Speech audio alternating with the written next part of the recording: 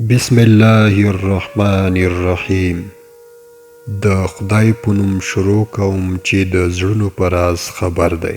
د ښکلي ژوند ترلاسه کول د روزمره دعاګانو په اثر ترسره کیږي. دعا وکړئ، دعا واخلئ، دعا ورکړئ. زما د زړه نه دا دعا ده چې خدای جل جلاله ستاسو ښایسته ژوند د دین او د دنیا د ټولو خوشحالیو ډک کړي. آمین ثم آمین. لیدونکو، د نن ورځې واقعه د یو نیک پیری د حاجیانو سره د کومک کولو ده.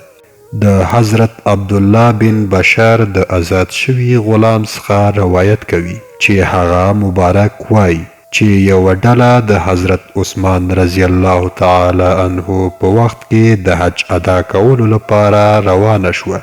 نو په لاره کې د تندې سره مخ شول. نو کله چې د اوبو یوې ذخیرې پورې ورسېدل نو وپوهېدل چې هغه اوبه د څښلو وړ نه دي. د هغې ډلې نه بعضې خلک وویل له دې ځایه تلل بهتر دي، هسې نه د اوبو څښلو سره په خپل لاس ځان هلاک نه کړو. نو دا اوبه باید ونه څښو، یو څه اندازه سفر به وکړو. مخکې سیمه کې د اوبو څاګانې شتون لري. نو قافلې د هغه ځایه تلل شروع کړل. د لارې د اوږدوالي له امله د شپې تیاره خپره شوه او هغې اوبو ته ونه رسېدل. نو هغوی کې بعضې مسافرو یو بل ته وویل کاش چې تاسو بیرته هماغه ناولې اوبو طرف ته تللی وای، نو له دې هلاکت نه به مو ځان ژغورلی وای. ټوله شپه په سفر کولو سره د یوې خرما ونې تر څنګ ورسېدل چې ناڅاپه د یوه شخص چې عجیبه څیره یې درلودله ورسره مخ شول. هغې عجیبه شخص د هغې قافلې مسافرو ته وویل ای د حج مسافرو، ما رسول الله صلی الله علیه و آله وسلم څخه اوریدلی چې فرمایل یې هغه څوک چې د الله تعالی او د قیامت په ورځ ایمان لري نو هغې ته پکار دی چې خپل مسلمان ورونو ته هغه څه خوښ کړي هغه څه چې خپل ځان ته یې خوښوي، او خپل مسلمان ورونو ته هغه څه خوښ نه کړي هغه څه چې خپل ځان ته یې نه خوښوي. نو زه تاسو ته یوه خبره کوم چې تاسو له دې ځایه لاړ شئ.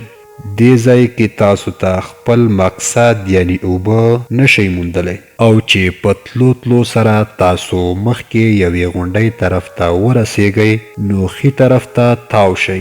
هغلته به تاسو د اوبو یوه چینه ووینئ. د دې په اورېدلو سره د قافلې یو شخص وویل په خدای مې دې قسم وي زما دا خیال دی چې دا به شیطان وي. او بیا دوهم وویل نه، دا شیطان نشي کېدلی، شیطان داسې خبرې نشي کولی. کوم ډول خبرې چې دې شخص وکړي دا کوم مسلمان پیری دی. د دې خبرې په ویلو سره قافله د هغې ځایه روانه شوه. او کله چې قافله هغه ځای ته چې هغه شخص ورته ویلي و ورسېده نو هغوی د اوبو چینه ولیده. په حقیقت کې هغه یو مسلمان پیری و چې حج ته د راتلونکي قافلو ته به د انسان په څیره کې ظاهرېده تر څو د هغوی کومک وکړي.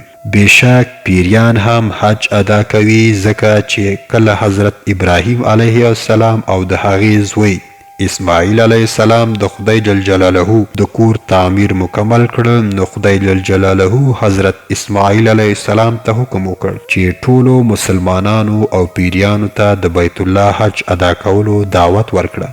نو هغه مبارک همداسې وکړل. نو مسلمان پیریانو د حکم مطابق د خدای جل جلاله د کور د حج ادا کول ترسره کړل او هیڅ شک شتون نه لري چې هغوی تر اوسه دا عمل ترسره کوي. محترمو لیدونکو، امید لرم چې ویډیو به ستاسو خوښه شوې وي. که ویډیو مو خوښه شوې وي لایک او صدقه جاریه په شکل یې مخکې شیر کړئ او راتلونکي نوي ویډیوګانو لپاره زموږ چینل سبسکرایب کړئ. د لیدلو مو مننه. که ژوند باقی و د یوې نوې اسلامي قصې سره به ستاسو په خدمت کې حاضر شو.